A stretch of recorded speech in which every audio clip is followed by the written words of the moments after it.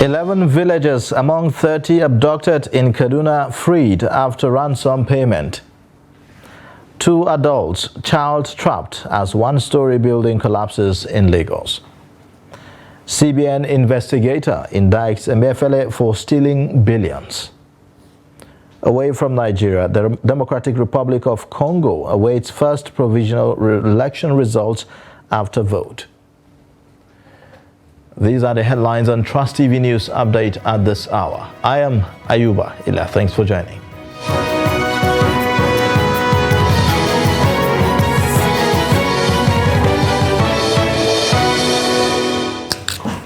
And now the details. 11 kidnapped residents, including 7 females, 2 teenage boys and 2 infants, have been released among the 30 villagers abducted from Ungwari Liman Gwada community in Igabi local government area of Kaduna State. Their release followed the payment of a 6.5 million naira ransom to the kidnappers. Last week, 2 nursing mothers and an infant were freed on health grounds. Currently, a total of 16 persons have been released, leaving 14 villagers still in the hands of the bandits. The 11 released individuals were set free after their relatives gathered the ransom demanded by the bandits. However, after collecting the money, the bandits released only 11 people and demanded additional millions, along with the motorcycles for the release of the remaining captives, highlighting the ongoing challenges faced by the affected community.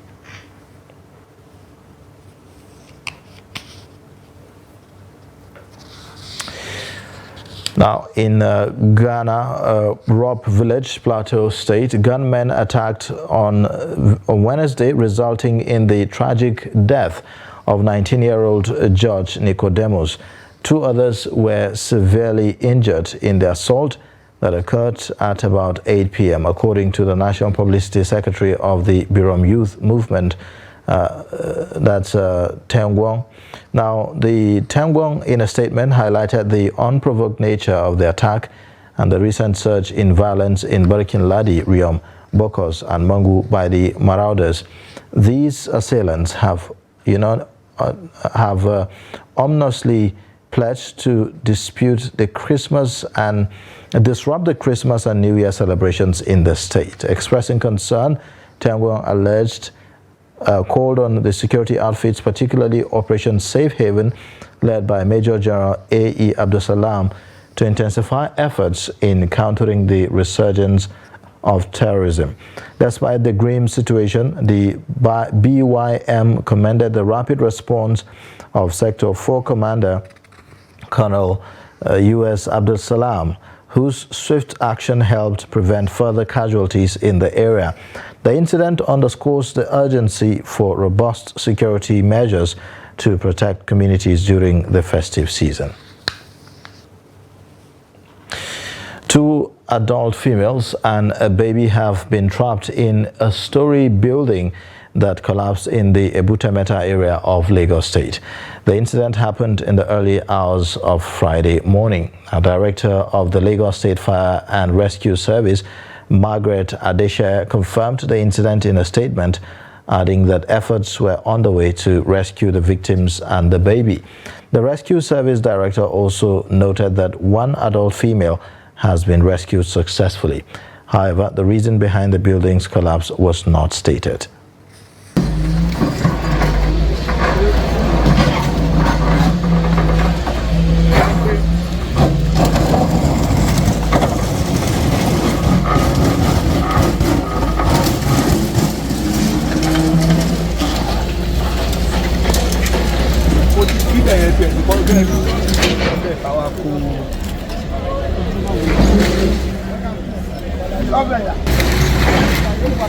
Tell her, go check.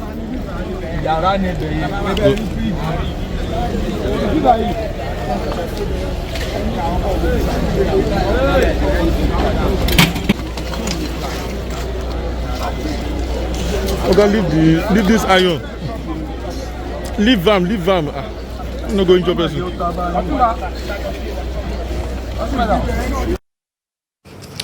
Now, midnight fire in Fano has razed down a section of popular Maya market in Lalante in Ibarakpa East local government area, leaving traders in the market perplexed.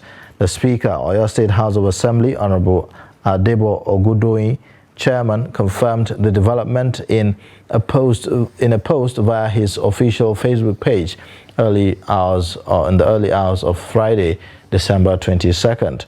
Ogundoyin, who represents Ibarakpa East State Constituency at the State House of Assembly, visited the market to assess the level of damage caused by the inferno. Lamenting the level of damage caused, the loss recorded by the traders, the second-term Speaker of Oyo Assembly said that the socio-economic and commercial activities of the market has been paralyzed. According to Ogundoyin's Facebook post, the fire was caused by a power surge from the electric transformer which serves the community. The lawmaker equally noted that the fire has completely destroyed the transformer, as residents of Maya community are now in darkness due to the incident. While sympathizing with the traders who have lost goods worth millions of naira, Ogundoyin assured that the situation will be tabled before the governor, Seyi Makinde, while also promising to urgently do something about restoring electricity to the community as soon as possible. Members of the Nigerian Labour Congress and the Trade Union Congress joined forces in a show of solidarity for the recently embattled Rivers State Governor Siminalayi Fubara on Friday. Also participating in the march were students, youths, civil society organizations, labor unions, and members of the Hausa community in the state. They gathered in front of the government house in Port Harcourt, the state capital, just days after President Bola Tinubu intervened in the political crisis rocking the oil-rich state. Rivers found itself at the epicenter of a power tussle between the former governor, Nyesom Wike, and Fubara. The supposed crack in the relationship between Wike and Fubara resulted in a split among lawmakers in the House, with 27 of them defecting from the PDP to the ruling APC, a party in whose central government Wike currently serves as a minister. The situation deteriorated to the point where the governor faced an impeachment notice, witnessed the demolition of the assembly complex, and experienced a series of resignations of pro-Wike commissioners in Fubara's cabinet. However, a resolution appears to have been reached after Tinubu mediated a meeting with the warring parties this week on Monday. I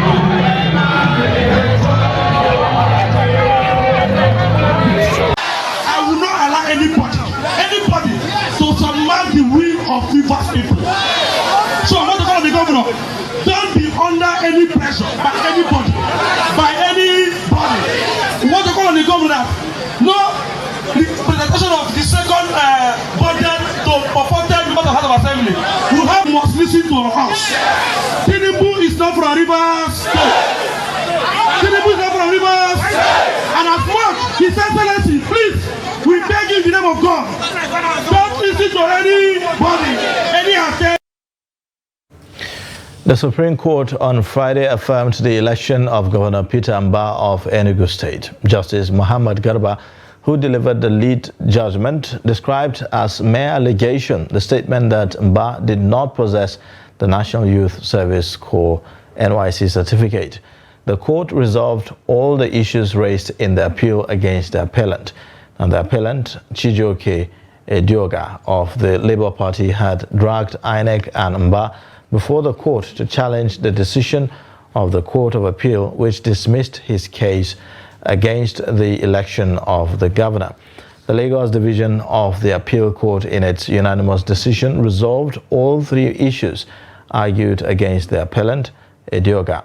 And the three-member panel, presided over by Justice Tani Hassan, held that the appellant failed to prove that the respondent was not qualified to contest the governorship election.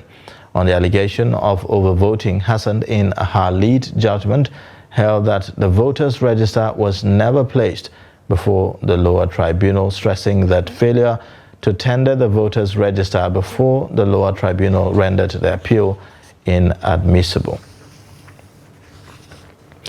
The Tinubu administration in self-appraisal says that the government is winning the war on insecurity, improving the quality of life for Nigerians by ensuring safety and security across the country. The Minister of Information and National Orientation, Mohammed Idris, made the submissions at the end of year news conference in Abuja, while restating the commitment of the Tinubu administration to reposition Nigeria's economy by revitalizing key sectors. Trust TV's Shafiu Suleiman reports.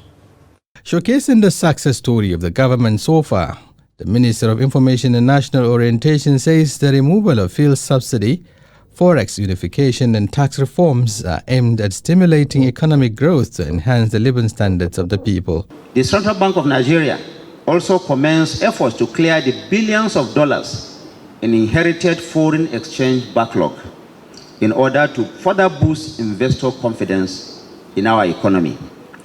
Under the Renewed Hope agenda, the Central Bank of Nigeria is determined to focus on its core mandate of price stability and financial system stability for the benefit of all Nigerians. Mohammed says to guarantee food security and revitalize agriculture, the administration is making substantial investment and engaging experts in addition to providing incentives to boost the sector. As part of the plans to boost food security in the country, the Prime Minister of Agriculture and Food Security flagged off the cultivation of dry season staple crops in Hadejia in Jigawa State. This project falls under the National Agricultural Growth Scheme, Agro Pocket, through the support of $134 million loan facility from the African Development Bank to expand the capacity of our farmers to engage in the cultivation of key staples like rice, maize, cassava, and wheat across Nigeria. While justifying the necessity of unpopular decisions taken by the government, the minister says the administration is mindful of the ripple effects and impact on vulnerable Nigerians, adding that measures are being put in place to cushion the effects on the livelihood of Nigerians. Meanwhile, economic indicators in the country such as hyperinflation, growing unemployment, increase in pump price of petrol and declining purchasing power continue to prevail as Nigerians await solutions. Shafiu Suleiman, Trust TV News, Abuja. In the ever-evolving landscape of global connectivity, Nigeria's journey in 2023, as revealed by the Global Network Readiness Index, paints the challenges and untapped potential. In this report, Idris Jibrin looks at the analysis of the Center for Information Technology and Development on Nigeria's current trajectory. The report. In the outgoing year, Nigeria finds itself positioned at 106 out of 131 countries with a composite score of 35.73, the heartbeat of Africa, pulsating in nations like Kenya and South Africa, outshines Nigeria on this global stage. This year, the country is ranked 106 out of 134 countries. And that means we have moved 3 steps forward from 109 to 106. According to the Center for Information Technology and Development Analysis, Nigeria's story edged across the pillars. Governance, a beacon of hope, shines with a score of 37.40.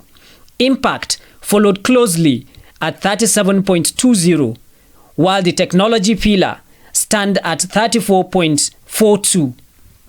On the pillars, under technology, we ranked 88, number 88 globally. That last year we were also number 88, so there's no change. In the people's pillar, we were 99 last year, and this year we are 96. So again, we have recorded 2 steps forward. In governance, we were 115, and today we are 114. Beyond the indices and scores, there lies the human angle. The Sustainable Development Goals Index reveals a narrative of struggle, with a score of 26.65 on SDG 3, a silent echo on SDG 4, and a yearning at 23.29 on SDG 11. Nigerians find themselves in a collective journey toward a better future. The poor ranking of Nigeria is a combination of two factors. The first is that we have very, very poor record keeping data. There are quite a number of pillars where Nigeria was scored 0, precisely because there were no data. And one of that area was actually gender digital inclusion.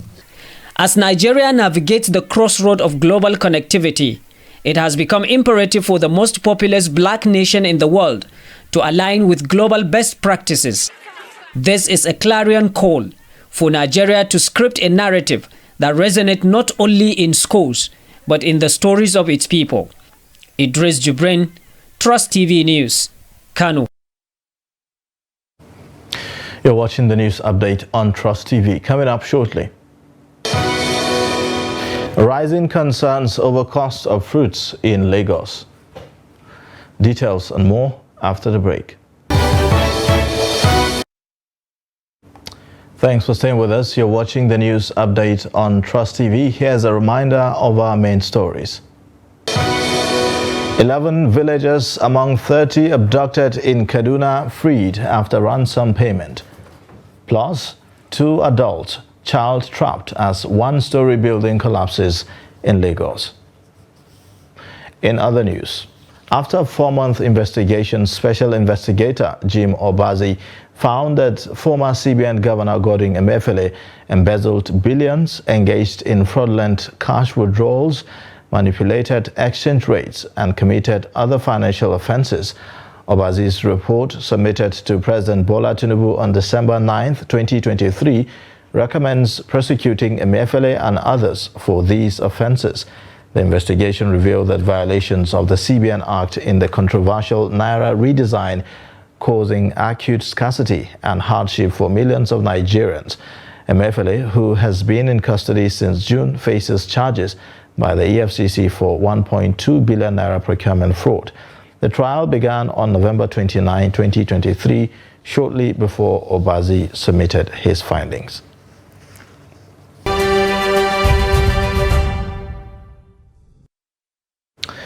Fruit sellers at K2 Market, famed for fresh and quality fruits, have voiced concerns over the hike in transporting fruits from other states into the market. Victoria Tokolo in this report visited the market and tells us the stories of how traders are grappling with consequences of the surge in fare. Our report is presented from our studio. Fruits and vegetables, rich in essential vitamins, play a crucial role in maintaining the body's health and preventing various diseases and infections. In Lagos State, K2 Market, renowned for its commitment to quality produce, is currently grappling with challenges such as low patronage and the escalating cost of transportation, contributing to a notable increase in fruit prices. The price of avocado pear varies based on its size and type, with a dozen of small-sized ones selling for 5,000 naira. Additionally, the transportation cost of watermelon from the north to Lagos is a significant factor, standing at 16,000 naira to 20,000 naira. Fruit traders who spoke to Trust TV voiced their concerns about the prevailing prices of the fruits they offer and the impact of factors such as transportation costs on their businesses. This is 6,000, 5,000, latest 4,500 per dozen. Like now, the biggest size that we sell it at the rate of 1,500. That is approximately 18,000. In our own hand, if we calculate it, it's almost 16,000 per dozen. The banana depends on the sizes. The prices depend on the sizes. The smallest one you can get in my shop starts from 3,000 and then upward 3,500, 4,000, 5,000, 6,000, 7,000. Consumers who travel from distant locations spoke on why they opt to make the journey to acquire their fruits there. Fruits in Kate Market, I feel it's okay because outside it's different, it's not the same price. They sell wholesale price here, you get it wholesale price, but when you get to outside, you won't get it the same price. When you compare the prices to what we have outside is very, very expensive, but here they sell it wholesale and you are going to get a better price. I come to Kate Market to purchase my food because you get the best of the fruit at a cheaper rate. So you get what you get. There is nothing you come to fruit market to get that you get. You get the quality things and at the avoidable prices. So you get it at the right time. Fruit sellers are calling on the government to address the state of roads in rural communities where a significant number of routes are in a deplorable condition. Many roads in these local areas are severely compromised, hindering farmers from effectively transporting their produce to urban centres. The crux of their pleas revolves around the urgent need for improved infrastructure as the current road conditions contribute substantially to the escalating costs of transportation.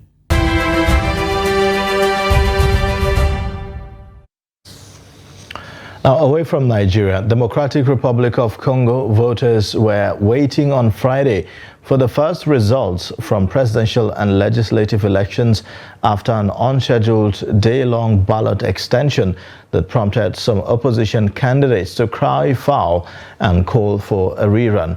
The vote will determine whether President Felix Tshisekedi serves a second term after a first 5 years in office marked by economic hardship and spiraling insecurity in Congo's rebel-plagued east.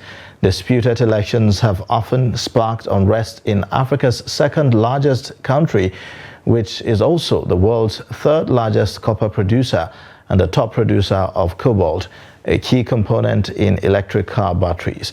And the elections on Wednesday were derailed by delays in delivering election kits and malfunctioning equipment.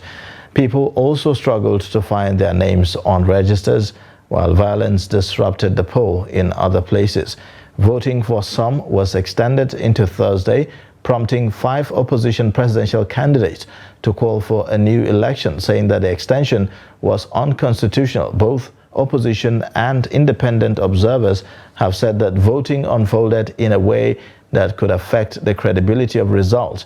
The National Election Commission has denied this and said that it will start publishing provisional results from Friday. And in sports news, the Confederation of African Football, CAF, has omitted Nigerian referees from the list of officials that will officiate at the 2023 Africa Cup of Nations. Nigerian arbiters have struggled to gain recognition from CAF and the Federation of International Football Association, FIFA, in recent years. The trend will continue as none of them will be present at Côte d'Ivoire 2023. Among the 19 nationalities selected by CAF, Egypt and Morocco have 3 representatives each. Algeria, Gabon and Mauritania have 2 each. The 2023 AFCON finals will run from January 13 to February 11, 2024. The Super Eagles are drawn in Group A with host Côte d'Ivoire, Equatorial Guinea and Guinea-Bissau. And that's a wrap on the news update. You can watch more via all our social media platforms and also on our YouTube live stream. I am Ayuba Ila. Thanks for watching.